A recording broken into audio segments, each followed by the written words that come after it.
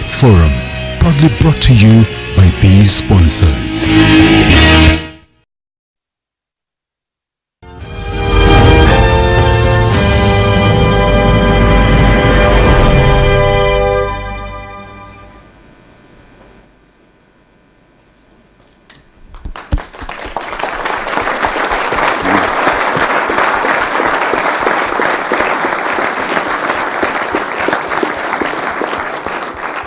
The Cabinet Secretary, Honorable Aden Mohammed, distinguished panelists, partners, invited guests, ladies and gentlemen. I am gratified to welcome you to this edition of the Thought Leadership Forum on Manufacturing. Manufacturing has been identified as one of the big 4 pillars for catalyzing growth in the country. This forum, therefore, provides us with a rare and early chance to provide essential inputs for the policy formulation, to interrogate, and to set the parameters for holding our leaders to account. These essentially are the heart and soul of NLF. With these few remarks, I wish you a very informative town hall debate. It's now my honor and pleasure to invite my brother Stephen KETRACO SG to say something. Thank you.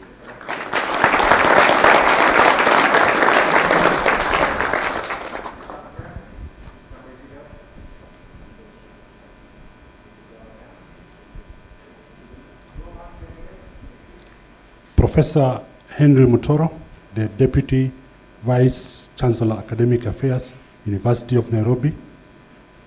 Honorable Aden Mohammed, EGH Cabinet Secretary for Ministry of Industry, Trade and Cooperatives.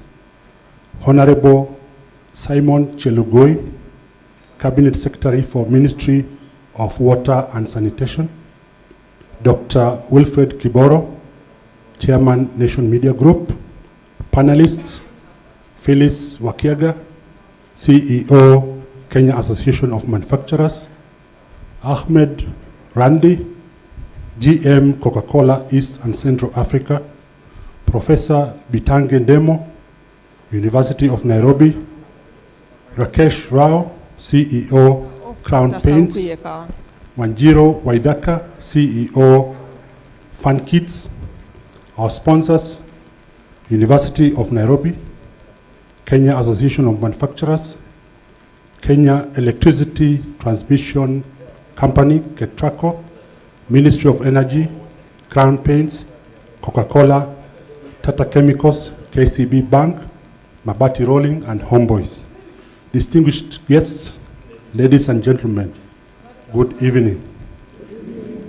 It is my great honor and high privilege to welcome you all to the 4th edition of the Nation Leadership Forum. This high-profile, high-impact quarterly forum was launched in 2017 to provide a platform to provoke, discourse, encourage dialogue, shape opinions and policy directions, and practical solutions to key issues critical to the development and the growth of Kenya.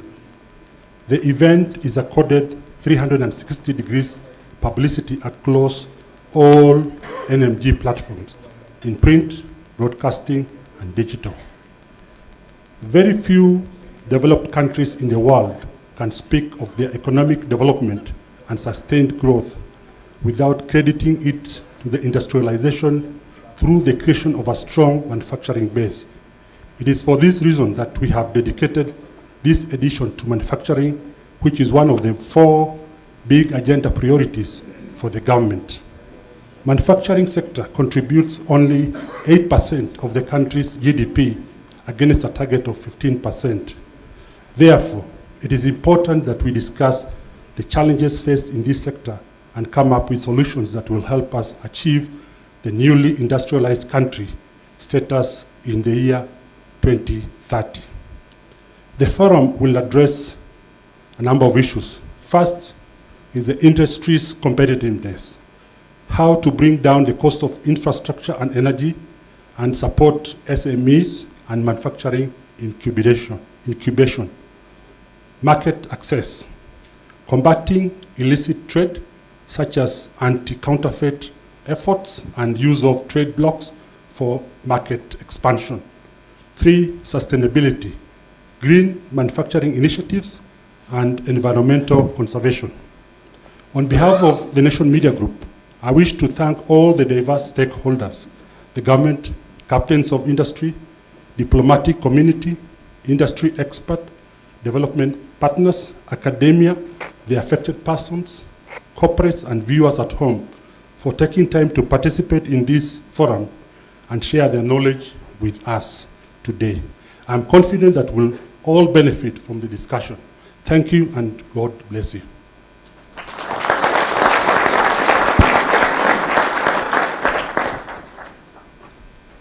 And thank you very much to our acting CEO, Stephen Gitagama, and the Deputy Vice Chancellor in charge of Academic Affairs, that's Henry Mutoro, for their remarks. Just to take it up from there, just to give you a bit of context, back in the year 1960, Kenya was comparable to South Korea in matters to do, of course, in terms of GDP growth rate, looking at the opportunities for investment. Looking at over 50 years on, you're looking at kind of a different tale to it. At this moment, you're looking at South Korea, of course, fully industrialized and looking at the opportunity that's created in terms of providing jobs, in terms of providing livelihoods and economic growth in the Asian country. On this other end, we have Rwanda, countries that are giving, of course, you can say Kenya, a bit of sleepless nights, and looking at also Ethiopia, which is a country that Kenya has actually lost investments to. All this is in matters to do with industry. How can we create a competitive manufacturing sector, give an opportunity of job creation to our youth in the country today? Those are some of the key aspects we'll be looking towards delving deeper to. And as my friend says, we don't intend to boil the ocean. We just want to kind of go right into it, of course, in the interest of time and making sure that we can have the industry experts who are right here. We have government representatives. We also have students in the house and the common wananchi. So ladies and gentlemen, please give yourselves a round of applause for creating time to be here. To our viewers, remember you can follow these discussions online via social media platforms. Also live on the Nation FM and also live on our social media platforms. The hashtag is NMG, that's Leadership Forum. Of course, do tweet and we'll be sure to sample your tweets as we move along. All right, so let's get right into it. I'm going to introduce the panelists, and our first two speakers did the honors of doing it. But just so that we can understand and just give a sense of who's sitting on my left to the right, allow me to just do a quick introduction. Ladies and gentlemen, please help me introduce Ahmed Radi, who's the General Manager of Coca-Cola East and Central Africa. Thank you very much, sir, for being here. Ladies and gentlemen, next to Ahmed is Phyllis Osoro Kiaga, who's the CEO of the Kenya Association of Manufacturers. Thank you for being here. Next to Madam Phyllis is Waziri Honorable Aiden Mohammed, who's the Cabinet Secretary in the Ministry of Trade, Industry and Competitiveness.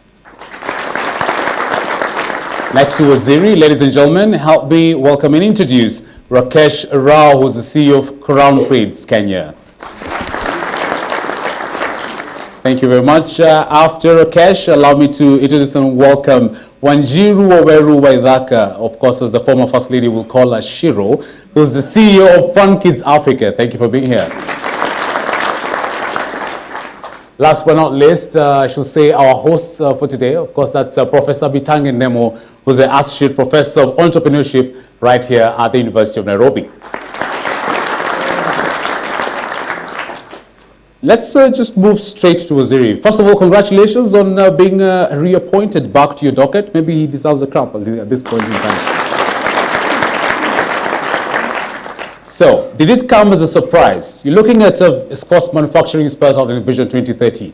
You're having a target of 15% contribution to GDP by the year 2022. Again, after Vision 2030, it was named as the Big Four.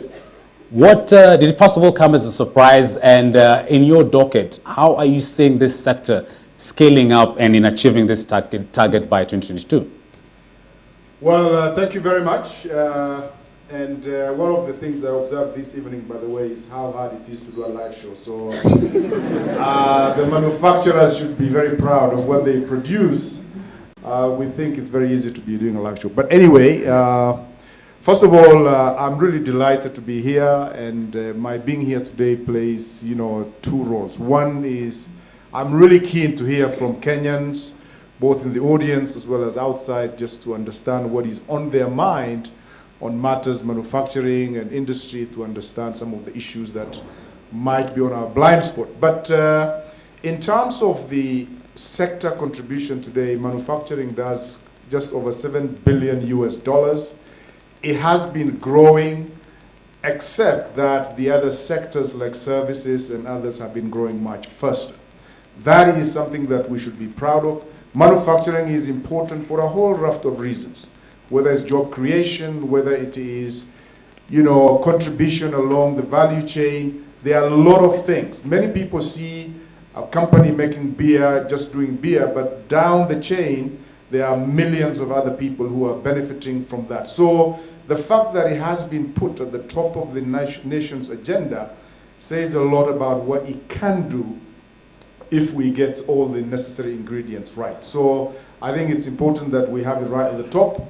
We'll be very keen to see how we can build it together as a country and as fellow Kenyans. Thank you. Thank you, Ziri. And Phyllis, hearing Hayden speak is really looking at how we can actually build it from the base that it is. If you look at the economic statistics for 2017, of course, just reflecting on 2016 results, is that we had kind of a flat growth in manufacturing. First of all, why was that the case? And there's a word that we'll keep on hearing tonight, which is competitiveness. Thank you very much. I think one of the things I'm happiest about, thank you for everyone in the room, we've been speaking about elevating the tenor of discourse on manufacturing and making manufacturing everyone's business. And I'm happy to see today that manufacturing is everyone's business. And we can't underscore the importance of the sector. I think a strong domestic manufacturing sector is critical for a strong economy. And we are seeing that even in countries that are first world countries, that are superpowers like America. It's important for them to have a strong manufacturing sector, and they're even trying to attract investors into the country. But you're right that the sector's contribution to GDP has been roughly around 10% over a number of years, and that's the case in sub-Saharan Africa. If you look at the growth of sub-Saharan African GDP, economies are growing at about 5.5%, but the contribution of manufacturing sector is still stagnating at 10% if you look at the average for the sub-Saharan region. So for us, it's a concern because we know that the sector is important. One of the key things that we don't take seriously is the social importance of the manufacturing sector. The sector actually has the ability to reduce social inequality, to deal with issues of inclusion and elevate poverty. And if you look at the issues like the inclusion of the country, over the last 5 years, the Human Development Index has shown that inclusion has reduced in the country by about 15%. And that's probably because of the issues of jobs, and the manufacturing sector is really at the center of job creation. So if we see that sector grow, I do appreciate that the services sector is important, but a strong manufacturing sector has the ability to increase the economy's growth even much more because of the strong linkages, the capital accumulation, the productivity and the jobs in the sector. So I believe that as we grow the services sector, it's important to grow a strong manufacturing sector because it has the ability to elevate poverty and really create an inclusive society. So I hope that we can achieve the Vision 2030 and more than anything, the Big Four agenda to see the sector contribute to 15% of the GDP by the year 2022. Thank you. All right, thank you. Ahmed, listening to Phyllis and speaking about job creation, part of our key targets is to have about 300 jobs created, looking at it by the year 2022, of course, mentioning it as a CAB target. Just give us an industry perspective in terms of, what's the scalability and what's the opportunity for manufacturing actually to be a job creation base? First of all, thank you. I'm honored to be here in this great institution, and I'm proud to be part of this debate today and discussion. As Phyllis said, some of the key studies we have show a direct correlation between value-added manufacturing and the wealth of a country and the reduction of inequality. So by the same token, we believe that we have to drive the manufacturing sector in each of the countries where we operate in. I can give you an example about my industry, where we employ today 10,000 people across our system, but the impact that we have on society is almost touching 1 million livelihoods. And that's because when you look at the backward integration of our industry and the sourcing of local material from here, where most of our packaging material are from here, some of our juices, some of our key ingredients are from the country. So you multiply that effect of that industry of beverage up to all the way up to agriculture. The second point is that Kenya is situated in a strategic location. And last year, we led a campaign about why the future in Kenya, with private and public sector combined, showing that this is the right time to invest in Kenya because it gives you access not only to the East Africa community, but actually to whole Sub-Saharan Africa. Great. I'm happy that you mentioned on the regional aspect, because one will mention to grow the manufacturing sector, you cannot assume, of course, the base of the East African community and AGOA. And I mean, I'm going to come back to you because actually you are also chairman of the American Chamber of Commerce and Industry. We want to know how, of course, AGOA plays out. But allow me to just cross over to Professor Bitange Ndemo.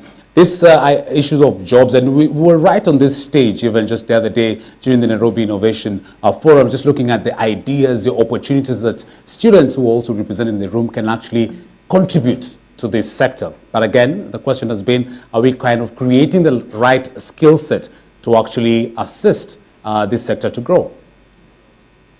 Thanks for allowing me to come here. Welcome home. Yes. Yes and no. There isn't, at this time, when we are looking at the fourth industrial revolution, Africa missing the first and second and third. Now we have into the fourth. We are beginning into the fourth. This is a period that there is no one right skills that you could have, because things would change so fast as we move into digital transformation, which is the key to driving the fourth industrial revolution. I say this because those who did computer science 3 years ago would come back and find things have changed. We are talking about new technologies, artificial intelligence, blockchain, and other things. So what I'm trying to say here, we must begin to think about lifelong learning. That even though you are qualified, you must be thinking about changing and getting into a new state. That's why I said yes and no. We could begin to, especially in the area of skills that we have, then we can now begin to scale. China took the furniture from Italy.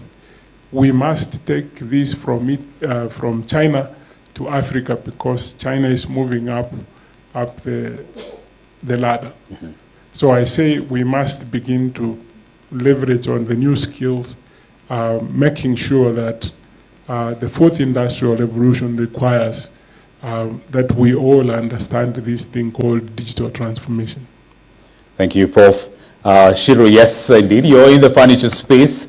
As a small-scale manufacturer, aside from this big industrial, experts we have in the room, of course, we mentioned Crown Prince and Coca-Cola, you in your own unique way also contributing to this sector. Tell us how you're doing that, and how the opportunity that of scalability that the SME sector has. Thank you. Good evening, everybody. It's an amazing opportunity to be here as an SME. It's insane, the potential. On the furniture sector, like Prof has talked about, it's actually really simple. We need the for example, and I'll speak as an SME here. We hear about robots in factories. Really, these are just your CNC routers. They're possible to have. We have one. If we have one as an SME, imagine if 100 more SMEs like us had CNC routers. And that's why we're able to design, My background, I'm an interior architect who then went and studied carpentry in Eastlands. And I realized studying carpentry in Eastland is not the future. Why? Because it's too manual. So what did we do? We researched and found technology in Germany. It's all about precision. And we brought the technology here as SMEs. So it is possible. I'm looking around at all of you amazingly well-dressed people. It's a pity none of your ties are made in Kenya. It's a pity none of your buttons for your shirts are made in Kenya. So if you're talking about the possibility for scale, right, from the garments you're wearing, it's possible. And the idea of made in Kenya, made in East Africa, I want to take it up on a regional perspective because there's a market to it. And Rakesh, looking at your recent numbers, you reported that things are not quite easy in your doing business, especially in the region. And I'm looking at the opportunity of Crown Prince. Take, for instance, that as an example, that, it's been quite difficult, doing business in the East African community. Paint for us a picture. Good evening, everyone. And pleasant to be here. You're right, and it's very difficult to do business in East Africa. And I'm just sharing with Honorable that doing business in Kenya is much better than doing business in East Africa. I think the regional integrations, which probably what we've been extending our arms to our neighboring countries, I think that similar supports we are not getting. Particularly we talk about Tanzania, we have a tough time, and we keep on investing in those countries that one day we'll able to come up and could able to do better. But what happened that the receiving hands is not honoring us. They don't care for us.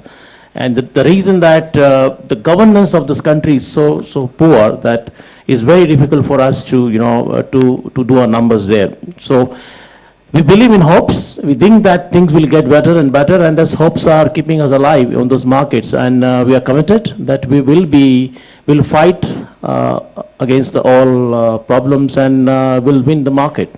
So yes, things are difficult, but last year what we were talking about where 2017 was a tough year for everyone.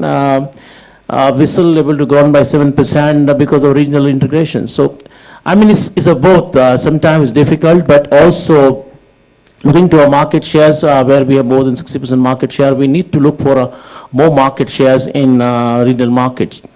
Great. Rakesh, thank you very much for that. A round of applause, please, for that first speech. We're going to take a commercial break right now. When we come back, I think my question will be posed to Waziri in the sense of, as Shiro mentioned, we don't quite all seem that we're dressed. Who was a Kenyan tie? Who was a tie made in Kenya? Anyone in the room? Let's see. Who was a tie made in Kenya? Who was a shirt made in Kenya? Oh, great. Okay, so it's only Phyllis. Oh, you have a shirt made in Kenya. You can... When we come back, ladies and gentlemen, we'll be talking about, of course, made in Kenya, or buy Kenya, build Kenya, buy East Africa, build East Africa. Stay tuned. We'll be right back. Coming to you live from the University of Nairobi. If you're just joining us right now, we began with an overview of the manufacturing sector, where we are at right now, looking at the numbers, and of course, it been spelled out as a Big Four priority plan.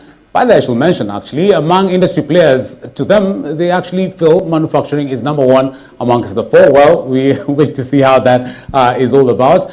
Spoke about jobs, and now we're looking at market access. And just a key element to look towards, and this was kind of brought out by Shiro, is, looking around the room, I counted two. Only two of our audiences tonight are actually wearing, textiles, let's say clothing that are made locally. So there's that idea about promoting our own and just looking towards, the Made in Kenya initiative plan. Waziri, I just want you to weigh in on this. It doesn't quite seem as a social initiative to actually promote local industries in growing our own. Well, you earlier on referred to the fact that many years back we were at the same pace as Korea and many other countries, and what has happened. Just briefly on that, basically, we suffered immensely in the last 50 years from severe underinvestment in infrastructure that is required to drive industries, as well as a number of policies that at best were the same throughout the year, but at worst were totally inconsistent and actually killing a number of industries. We were also a very closed society where we had a lot of controls and within our borders we could do anything, and that was the time when people were using and wearing things that were made in Kenya, and significantly strong cotton and textile sector, for example, many years back. But with the opening up of the world through WTO and markets becoming accessible, then those that have not invested and gotten ready tended to suffer the consequence of some of those mistakes that they have made. And so by opening up, we say, well, we allow anybody to import things in this country as long as they pay the necessary duties. And those duties, in some cases, may not be paid. But, to a great degree, a lot of them pay the necessary duties. Even with those duties paid, we tend, in a number of sectors, to be uncompetitive. So many of the people here that you see here, for example, import or buy imported products, where even after paying the duties, we tend to be much more expensive. So a key part of what we've been working on in the last 4 years has been how to reverse some of those challenges that has made us to be much more uncompetitive. And so the scale benefit that most of these countries have had, like China and many Southeast Asian countries, have made the volume of production such that the unit cost is much cheaper. So we suffer from that. And why is the unit cost lower and the volumes high? It's because of the market access people have had. So many countries in sub-Saharan Africa, including ourselves, have only in the last 10 years been able to expand our market outside of our 40 million population, now to reach out to Europe, to the US, and and Asia in some cases. Those are the kind of things that we need: market access to attract investors that can produce in big quantities, such that the unit cost actually can come much lower, and we can become competitive and be able to compete with others. So the choice we have in making sure that we can get things that are made in Kenya is to be much more, harder and levy duties that are, out of sync with the rest of the world. But we are getting there. I think the attraction of international investors, as well as supporting our domestic investors to expand, is making us to get there. And there are many places where we have living examples. I see Ms. Kimani here, for example, who is producing pick and peel. Many years back, you are getting those products from South Africa. I think you'll be lucky to see some of those products in South Africa today on our shelves, and many others. Pineapples is one of the key exports from Kenya. We have been able to demonstrate global expertise. Floriculture and other places, we have gotten to a world scale. We want to be able to do that for some of the other sectors. And the key word, I think, is get the scale and create the competitiveness that we require. Thank you, Ed. And I'm going to come to Dominic McVeigh, who's from the player is actually in the textile space. And I'm told, just from right in Kenya, he actually ships. So that's on row 3. We're going to be coming up to you. Phyllis, listening to Waziri speak about that kind of creating that opportunity for local industry, what comes to your mind? Two things come to my mind. First of all, I agree with Waziri that one of the main challenges that affects the buy local policy, because it's both about buying Kenya and buying East Africa, because we're really looking at regional uptake of goods and services. So one of the things that affects that is competitiveness. Competitiveness is basically the cost of production sometimes to produce locally is much higher than it is even for an imported product duty paid to land into the market. And that's been a big constraint for the growth of local industries and uptake of these products that are made locally. The other challenge around competitiveness sometimes is the unpredictability of policies, the flow of money within the economy. I think we've been having challenges about payments to the sector, and all this at the end of the day increase the cost of production and the competitiveness of the sector and have an impact on how competitive they can be for local people to take up the goods and services. Another thing is the mindset. You asked the question, how many people are wearing something local? I think a lot of the times we don't connect the fact that supporting local industries and domestic production actually has a positive impact on job creation in our countries. Some of us have jobs because of local industry. So I think that mindset change of seeing the importance of supporting local industry and having pride in local industry is critical. The other thing that the CS spoke about is scaling up. For the sector to be able to scale up, it's important to get big contracts to be able to supply and become competitive. One of the ways to do it is through government procurement. So for the manufacturing sector, the opportunities to supply to government are critical to scale up the sector. So the issues of the preference and reservations regulations being followed is critical. But if you look at the big four also, there are three critical sectors: healthcare, food security, and housing. Those are sectors that can really help to scale up the manufacturing sector. If we simply say that to do these things and to grow those sectors, we are going to do it from locally made products. So I think as we drive the Big Four agenda, we need to take this as an opportunity to really give the advantage to the local industry so that we can scale up production within local industry. And last but not least, the culture of corruption and rent seeking does affect Buy Kenya, Build Kenya, because in some cases, imported products are preferred because of certain reasons. So I think if we look at the culture of rent seeking, corruption, and some of those cultures within the society, we're also able to deal with the issue of increasing local content. Thank you. Thank you very much, Phyllis. Indeed, you've actually brought in key issues that actually come up, especially in looking at competitiveness. We're talking about market access. I'm just going to allow me to just quickly jump to the CEO of KETRACO, because when you talk about competitiveness, you're looking at energy. This is looking at the cost of electricity. You were quoted was saying that KETRACO is looking towards investing in 400 kilovolt lines just to boost the quality, because yes, there is energy, but you're looking at quality, affordable, and reliable energy. How's KETRACO coming in and, of course, assisting manufacturers get quality power? Thank you very much for that question. In terms of reliability of electricity, it's important to assure manufacturers that we are looking at quality, reliable, and stable power. Now, what KETRACO is doing is to invest in high voltage lines. We have 400 kV transmission lines. Last year, we energized Mombasa, Nairobi, which is a 400 kV line, is 485 kilometers. We have also invested almost $2 billion in another 400 kV lines to transmit power from Olkaria to the western region. And that is what we are doing, basically to make sure that we address the quality, reliability, and stable power. For you to encourage the big manufacturers, I know cement factories right now, after energizing Mombasa, Nairobi, is a different story. We also want to make sure that power is stable so that the steel manufacturers can have a reason to come and invest in Kenya. So we believe energy is a very key enabler of our economy. And also for manufacturing, we need stable power, which is quality. So that's what we are doing, and we are focused to deliver in the next 2 years quality power for Nairobians and the entire country. Thank you.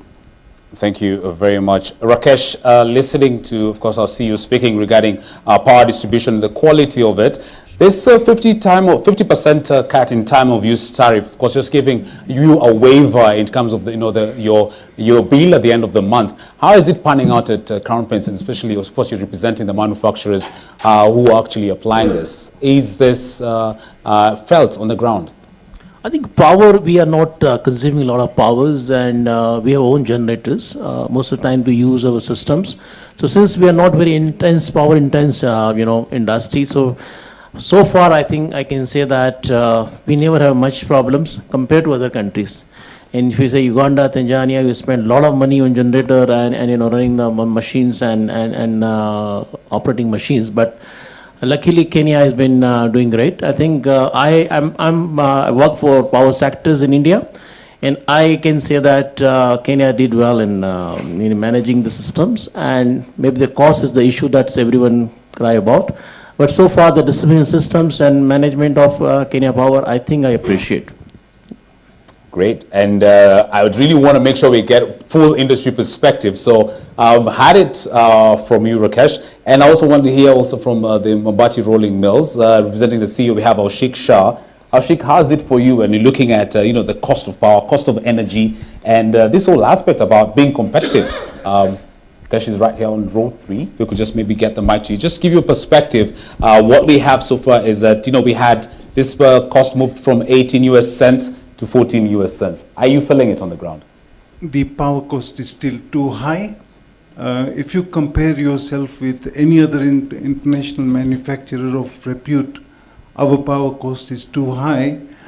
It is more reliable than a lot of other countries. And to answer your other question on night shift, if you were already working on night shift, you don't really have the benefit. And I think the benefit should be equal whether you were working night shift or not. So I think the people who are already in night shift should also have the benefit. So I think we need to work on the power cost. It's one of the areas where we need to address competitiveness on power cost, basically. Great. And looking at how that, of course, will be contributing to it. I'm not sure we're going to get the mic to Wanjoy Kangangi, who's the general manager of Isuzu. But Waziri, because you actually rightfully mentioned you want to hear from the manufacturers and really understand what is the pain point. The 50% time of use tariff doesn't quite seem to work because, again, you have to employ another sort of a batch of a labor force late into the night to actually walk in through. And you're looking at the reliability scale. From your side, what are you getting from all this?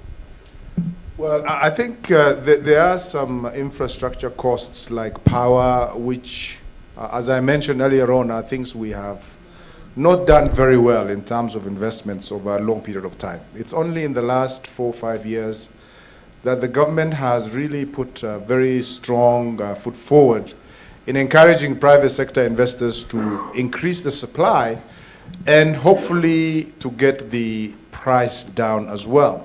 Most of the power, supply that we have today are long-term contracts which have been entered into for a very long time. But a number of really the expensive bits that are, fossil fuel generated have now been retired, if you like. And the more we shift towards solar, wind, geothermal, hydro, we will see with the mix changing, the price also coming down gradually. But as I think industrial is mentioning, it is still too high for their comfort, especially those that are in heavy industries. One thing, though, that is really encouraging for us as a country, which we should be very proud of, is we are one of the very few countries in the world that have already hit their SDG goals in terms of clean energy. More than 80% of our energy supply today in Kenya is clean and renewable. That is something that many people will aspire to get. But I think for manufacturers, we're getting there, and we're working with our colleagues in energy to make sure we can get there quick, sooner rather than later. All right, let me not put you on the spot. If Engineer Joseph Njoroge is in the house, I'm not sure where you are, because we need to get a mic to you, because I don't want Waziri to take on the pressure from the manufacturers first. But before we get to listen to the Minister of Energy, allow me to welcome General Manager of Isuzu, that's Wanjoy Kangangi. Thank you very much. So mine is just a brief question to the Minister, because the Minister mentioned that one of the things you need to get competitive is scale. At Isuzu East Africa and amongst assemblers in Kenya, we've got the capacity to do about 30,000 units in a year. We're doing about 20 to 40% of that every year. And on the scale issue, we see a lot of big projects like roads, dams being constructed in Kenya. And we see those as an opportunity for manufacturers to contribute. But a lot of times in the contracts, clauses are inserted that most of the equipment for towards those contracts must come from the funding country. And sometimes it's not even an issue of competitiveness, Bwana Waziri. It's just that the funding country want a market for their equipment. So I think Kenya, we need to be a bit stronger on what we allow to come in for these projects, because at the end of the day, they'll be paid for by Kenyans. And I think it's really important that we put a control on that. The second point I would like The second point I would like to just quickly make to Waziri is the issue of, a lot of times we look at foreign investors coming in here, and we put in a raft of measures to attract them, to incentivize them. But we forget the local guys that are here, that have been here for 40, 50 years. When they invest more, it's more valuable than the new guy, because the new guy hardly knows the market. He's probably just coming to take advantage of the incentives that go away. So I think we need to make sure that as we put in these incentives, none of them disadvantage the local guy when he similarly invests. Thank you very much. Thank you, Wanjoy. Well put. Just hold on, sir, before you actually respond. I haven't forgotten about you, my colleague panelists. Quickly, let's hear from Juliet Sili, who's head of corporate affairs at KCB. Listening to panelists, they say actually access to capital is actually one of the key issues. There's not quite liquidity, especially in the manufacturing space. Just this evening, we've had the Monetary Policy Committee meeting. They actually said that credit to the manufacturing sector has reduced. What do you have to say about this as a banker? What I'd like to say is that for last year, we had a very challenging period. That's actually for the last 18 years. I know it has affected the manufacturing sector.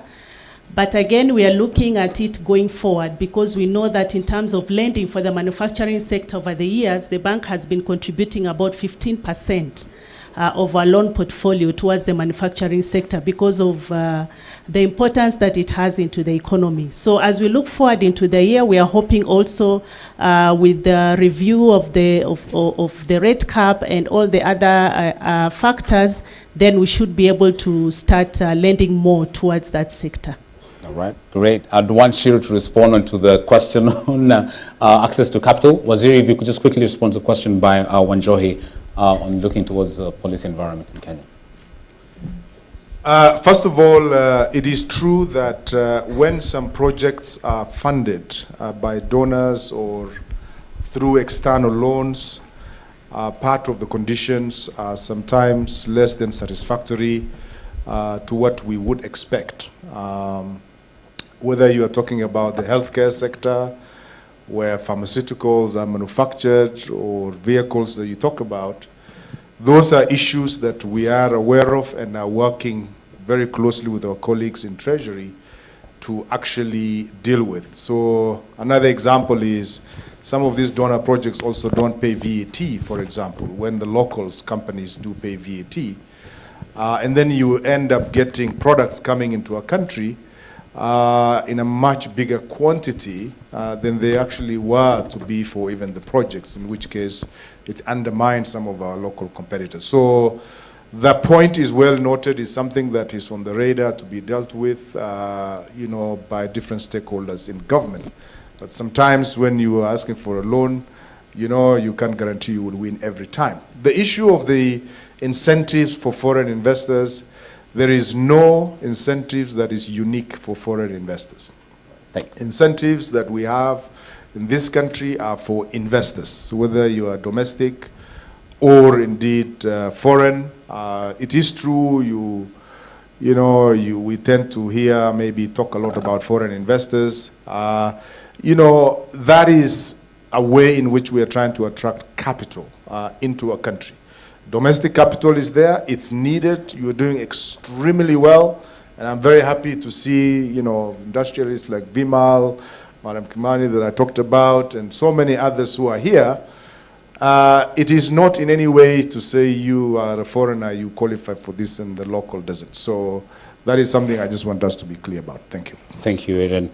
Shiro, listening to Judith Siri from, of course, KCB, was it easy? Of course, from the loan portfolio is 15% advance to the manufacturing sector. For you, was it easy to come by this issue of credit? The reality, it's not. Because we're seeing SME, Juakali, you're not serious. It's about cash flow as well when you go to the bank to borrow.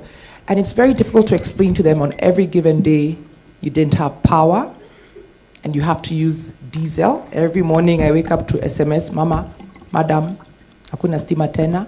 So, number one, your numbers are not even making sense. Because how do you explain? You have all these projections, but on a given day, there's no power. You're spending money on diesel. Your customers, of course, are going nuts because literally you're delaying their products. So when you go to the bank, we wish that they could come and understand the challenges we have manufacturing as SMEs. I'm happy to see Mombasa, Nairobi, but it's not just about the big companies. We need to grow as SMEs as well. The last 1 month, I have blown a lot of fuses in my machines because of extremely unreliable power. Try explain that to the bank as to why you're not able to make your repayments monthly. They don't really care, right? So maybe they should have a buffer loan for us called buffer loan for sometimes kuna haribika literally. So if the banks lock you out, what are your options if not the They time? just, if I honestly believed if they call themselves the RMs and the CEOs could leave their fancy air-conditioned offices and come to the ground and understand that, first of all, we don't even have a road. It's God's mercy. By the way, Shiro's husband is a banker, just for the record. Yeah, Eden. Wow, unless we got they need to leave their offices. No, let him speak for himself. Shiro, is he here? Of course, he's not here. He's All right, with the kids. But if they could come and understand that we love this country, we don't want to default. But honestly, there are times you're just like, I can't do this. So please come and see us and understand. In fact, you need to intern with us for 1 week. Please, job shadow us. Understand the customer and ensure that you actually know what actually is going on to it. Ahmed Reddy, I want to come to you because Phyllis mentioned on the unpredictable policy environment. You've had to deal with that. Of course, a lot of it said. You just the other day, there was an issue, especially about Coca-Cola being in the courts and just looking, you got reprieved because there's going to be taxation on your products. Just talk to us about the unpredictability of the policy environment. First of all, what's important to understand is that it's very important for industries to work in a stable environment. We, as much as possible, try to make sure that the government understand our business because they're one of the biggest shareholders in our business, right? With what we pay in taxation. And therefore, understanding how our business grows, what's our business model, what would make it work, and actually what would make it not work, is very important. Again, we are operating in over 206 countries. We understand the government need to raise taxes, and we respect that, and we actually, we want to be always contributor to those tax payings in a very efficient way. Let us work with you on how do you want to do that, or what's the best way to do that, and I'm sure we can get practice for our kind of industry from all over the world that would be the best and shortest possible way to do that. Great. It has been described as unpredictable, of course, erratic, unproductive, and you as businesses need 3 to 4, 5 years to plan. Let me come to Professor Bitangendemo in terms of just looking at how to develop policies that are actually conducive to the industry in having a 360 perspective so that government is not sitting one day and saying, today we're banning out the plastic bags, and of course, there's then depending on the plastic bottles. What in your view is good advice in terms of just coming up with a proper and sound policy in this sector? First of all, I'm not in government. Just so we're clear, but I can only talk about my experience in policy making. Mm-hmm. There are provisions that any policy that you make, you should have public participation. It's very key. That you bring them, explain them, this is the process that we are trying to create, and then you move forward. I think you've been seeing a number of policies where they have been debating on this, but I'm also happy that we are discussing here today this. What we are not focusing is this fourth industrial revolution, and I want to take a minute to link it to what I said earlier. When you hear Isuzu, they are here, they can tell you that most of their parts are manufactured through 3D printing. If today the minister from here says we are going to work with various maker spaces, including fan kits, that we invest in manufacturing parts for vehicles through 3D printing, and we stop importation of this by making a deal with them that this will be manufactured locally. It will lead into hundreds of thousands of jobs by taking advantage of this technology. I think we must link technology to manufacturing. That's how we are going to succeed Micro productions, I may not get time. We need to look into that and also prepare people towards that direction. And that's how we can give holistic policy making in this country. Great. Yes, Prof, you're not in government, but I'm sure we have very different representation from government officials who are right here. Could we take this as a challenge into how we can actually have even this forum be an opportunity for us to have public participation in policy making? Is that all in favor say aye? Ladies and gentlemen, we'll be taking a commercial break. We'll be coming right back, talking towards this issue about fourth industrial revolution and how we can actually, as Prof says, look towards combining technology and manufacturing. Stay tuned. Nation Leadership Forum, proudly brought to you by these sponsors.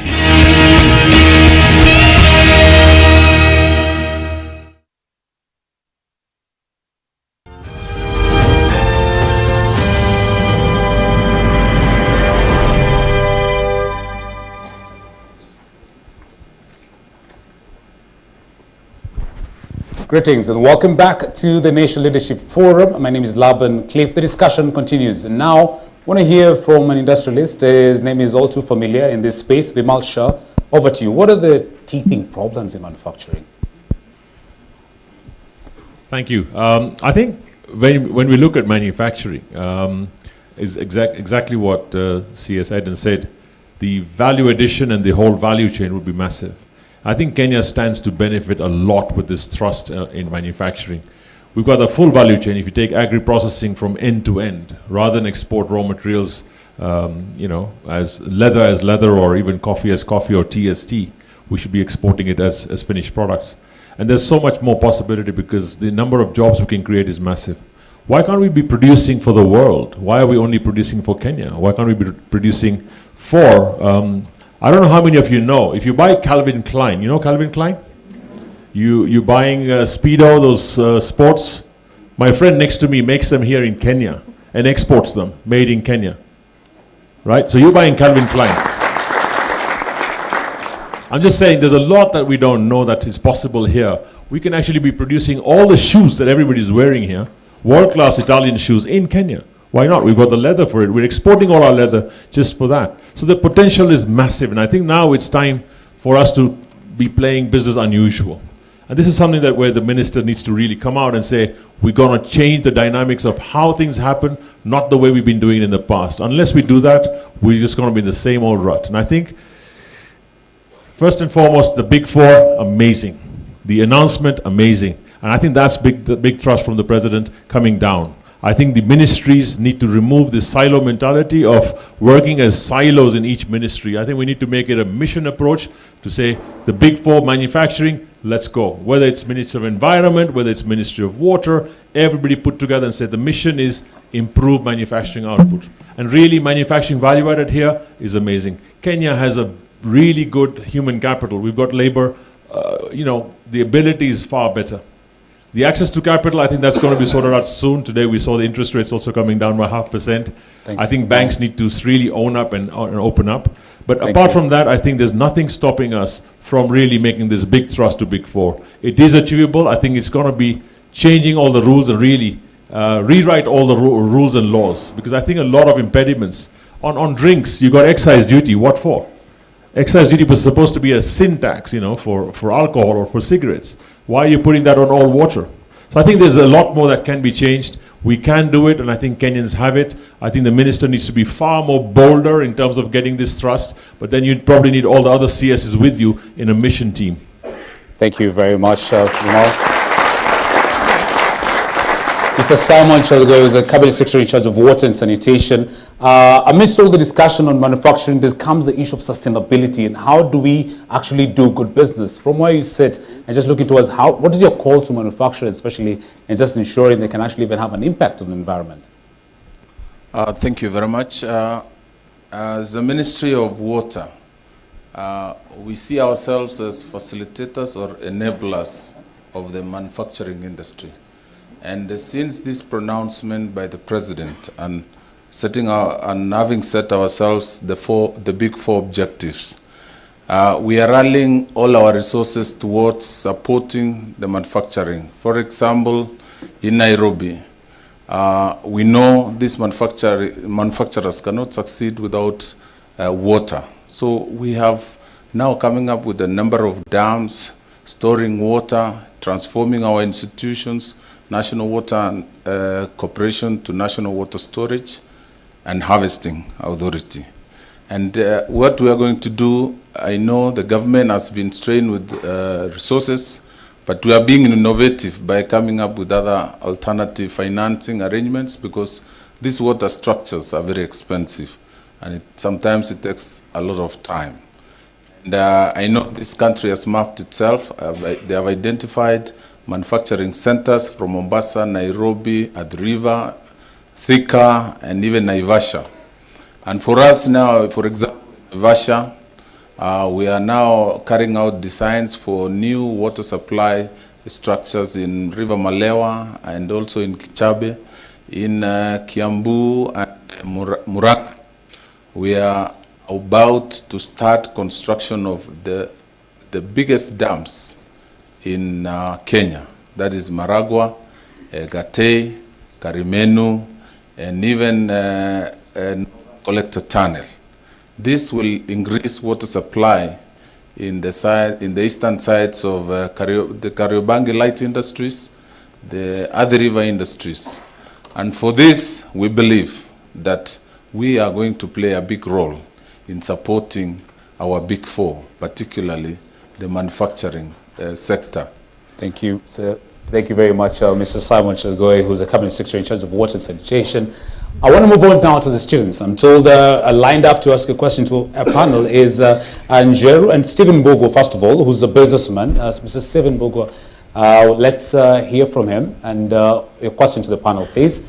And Njeru from University of Nairobi and Grayson Murara, please get yourselves a microphone as we get, of course, to the tail end of this discussion. I'm going to come back to my expert panel on stage, because really at the end of it all, we want to get from your side, what is the way forward and how can we really use this sector to actually grow and move at it? Allow me to just ask, I'm told we have the mic to Mr. Stephen Mbugua, please, over to you. Okay, my name is Stephen Mbugua. I'm a businessman in Nairobi, in both ICT, industrial estates, and I serve at the Kenya National Chamber of Commerce as the membership committee chairman, and I work across the whole country. Allow me to say your question, please, kindly. Your question to the panel, please. No, I'm asking the CS and the PS to kindly put attention to the SMSCs, the small micro enterprises and the SMEs across the entire country. Number one, capacity building. Please bring it to our people, including the ones who are very educated. They cannot do a business plan, feasibility study to get access to money in a bank. Kindly assist in capacity building. Number two. Thank you, Mr. Mbugua. Allow me to just leave it at that so we can pass it on to the students also lined up, because I'm going to come back and I think issues on actually SMEs, Shiro, please take on to that, because we want you to actually represent the entire team of small-scale manufacturers that are in the room. Njeru, over to you. Okay, my name is Njeru Moses, doing Bachelor of Chemistry. Bachelor of Science, Chemistry.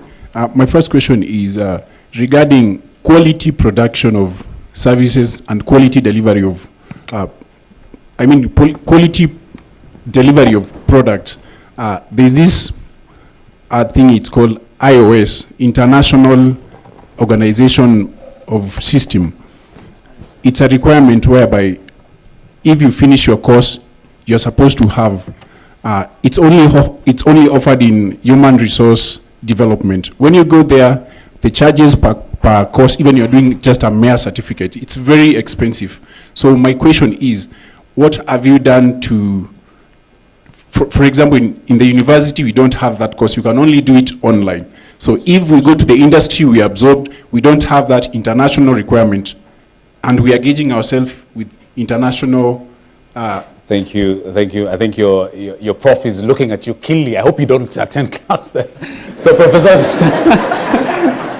Bitangi then will answer that. And last but not least, I think Grayson Mora, please, your question. Okay. My name is Grayson Mara. My question is about the political environment. We know that for the manufacturing industry to thrive and survive in this country, the political environment must be stable. What are you doing as manufacturers to ensure that we have a good political environment, and like what we saw in 2017 that affected you directly? Thank you. Thank you very much. And right on to it. Professor Bitang and them, I think the issue on that from the student is really to how can they be competitive out there, even as you give your closing remark. Please respond to that. ISO standards actually are done by several organizations in this country, I think through KBA, Kenya Bureau of Standards, not through the normal curriculum at the university. I don't know whether I'm wrong or anybody who understands. You're right. ISO. Right. Yes, they are offered through. Actually, the question is for the minister.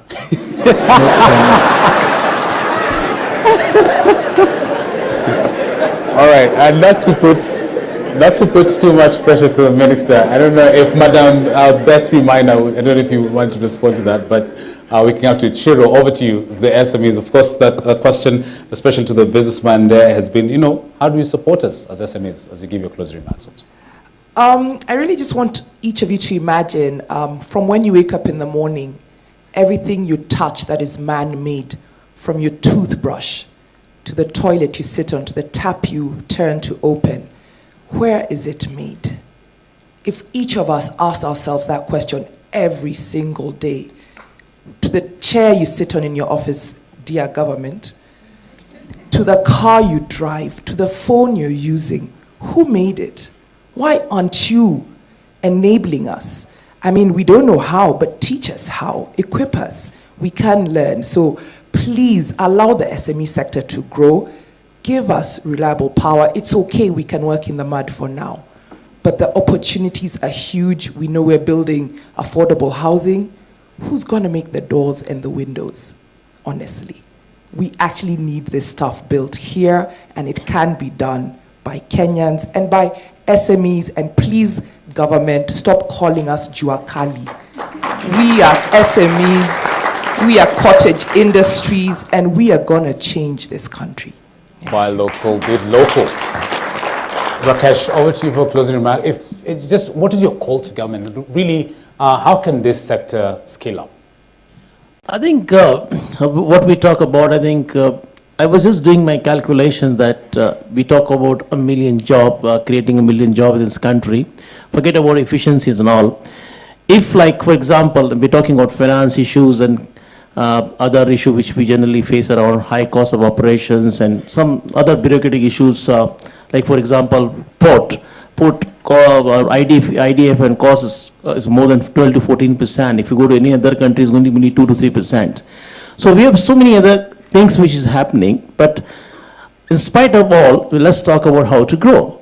And we just do a calculations because since I representing construction sectors where Kenya is a short of 200,000 houses in this country. If we can build 200,000 houses in the country in every year, in 5 years, we can create 1 million house. Each house give a job of 15 people. So you talk about creating a 1.5 million jobs in next 5 years. Now how to do it is simple. Cut down the VAT by 6% and cut down the interest by 6%. If your cost of interest and cost of VAT bring down to 10% for just 4 years and 5 years, you can say that this Kenya economy can grow by $50 billion in next 4 years. Now there's a call which is taken by everyone. We all stakeholders are there, and again, Kenya has a tremendous opportunity to grow, and we can achieve that because we have a people, we have a capacity. In spite of all difficulties, we are committed. If the growth path is there, I think we're all going to align and we're going to grow in this country. Thank you very much, Rakesh. Ahmed Radi, your submission, please. Look, I mean, first of all, it's an amazing opportunity, and I learned a lot from the panelists and from the questions. I have been living here for 5 years. This is a country which is rich in human resources, rich in materials.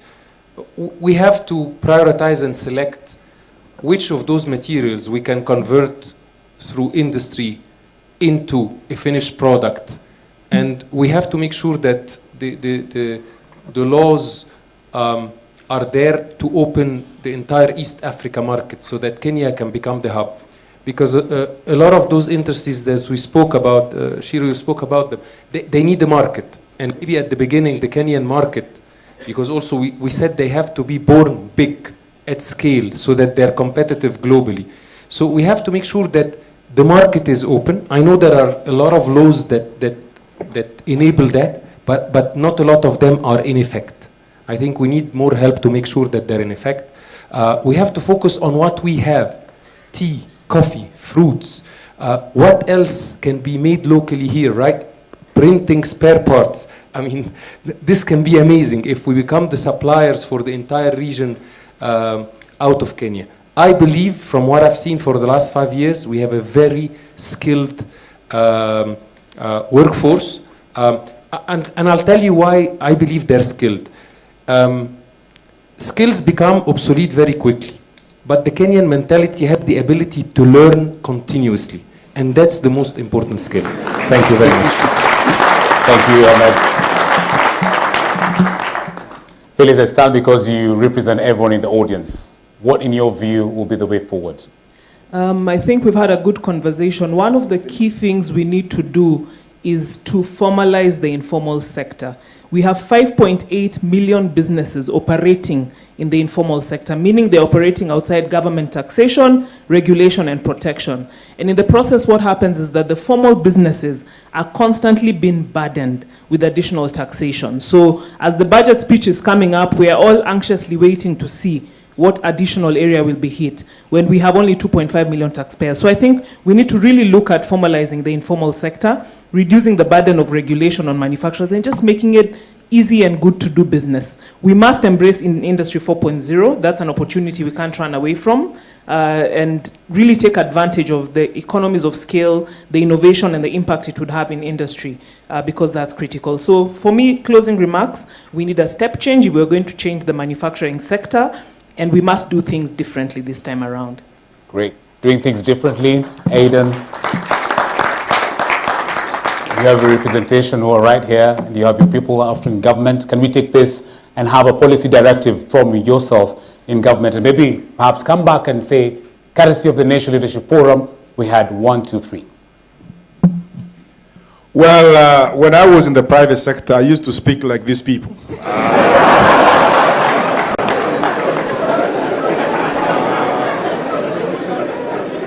So until I crossed over the other side, and I realized it's easier said than done. But on a more serious note, first of all, as I said, this opportunity is wonderful in that it gives us, the policymakers, an opportunity to hear what is hurting, where things can be made differently. Even with the 3D printing opportunity, General Motors will not come and make those things here today. We have tried it. Because of just a whole raft of other issues that they argue. Any sort of incentives that we can give, we will be happy to give, as long as it touches on many buttons that we try to do.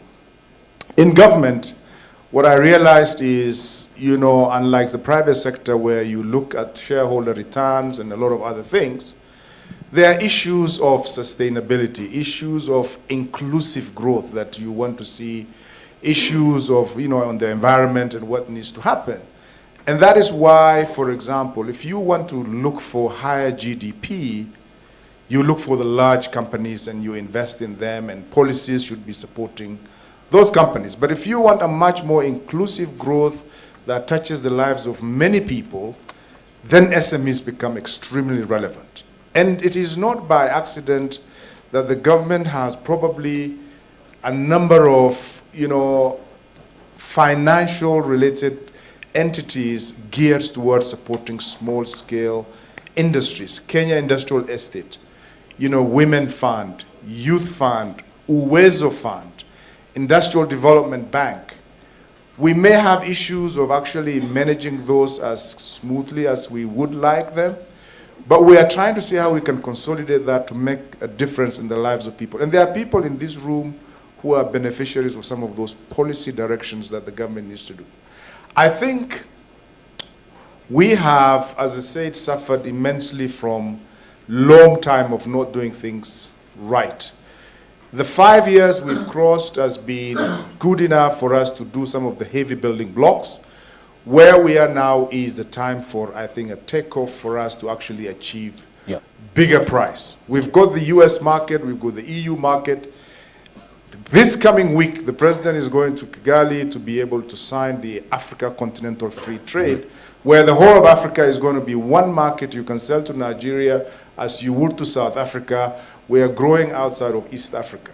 There are a few things that we have done well. There are a few others where we have had some serious shortcomings. And I think the shortcomings which we should own up, for example, issues like illicit trade, people not paying taxes, those are all committed by our people. When we try and take some tough actions, I think the society... Thank you very much, sir. So I could talk on and on. Yes. I think there's a lot. I haven't got to the policies yet, but maybe I should just stop there. Thank you very much. Thank you to all our panelists. A round of applause, please, to them. Panelists, to you, the audience. Thank you very much. It's amazing how time really flies, and really having this discussion to really continue. Thank you to also all our partners. I should rightfully mention also Jackson Mushirambui, who's the Managing Director of Tata Chemicals. Thanks to you, the audience, and of course of you at home who've been tuning in to us coming from home. We've been coming to you live from the University of Nairobi, of course, being the 4th edition of the National Leadership Show. And we'll be back again on this stage, this university, this auditorium, with me, Laban Cliff Nsero, with a lot more discussions regarding where this country is headed in the different sectors of the economy. Have a good night.